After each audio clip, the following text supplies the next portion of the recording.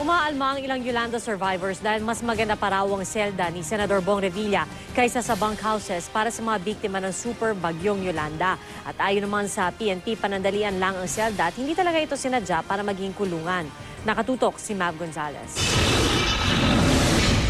Naging viral sa internet ang larawang ito na nagkukumpara sa detention cell ni Senador Bong Revilla at sa bunkhouses ng mga biktima ng bagyong Yolanda sa Eastern Visayas. Kung titingnan daw kasi, di hamak na mas malaki at mas maayos ang selda ng senador. Kaya ang Yolanda survivors dismayado. Wala talagang comprehensive plan yung ating national government. Ano na yung mangyayari sa kanila? Nalulungkot yung mga kababayan natin sa Eastern Visayas na ito yung nakikita nila. Nagnakaw na nga sila sa pera natin.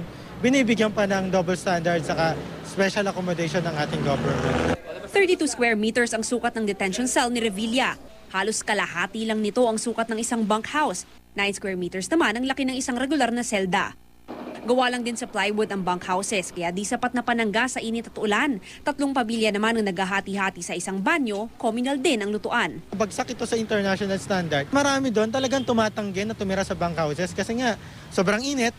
Ang detention cell ni Revilla, may kama, electric fan, sariling hugasan at banyo. Ito po'y temporary, ito po'y hindi talaga detention cell, ito'y officer's quarters sanang nakalaan na ikinonvert nga natin ng dalian. Wala pong special treatment, we're treating them as humanely with respect and dignity of any human being. Inirereklamo pa rin ng senador ang matinding init sa selda na nagdulot daw sa kanya ng migraine. Pero ang request ng pamilya Revilla na maglagay ng air cooler at dagdag na electric fan, ipagpapaalam pa sa korte.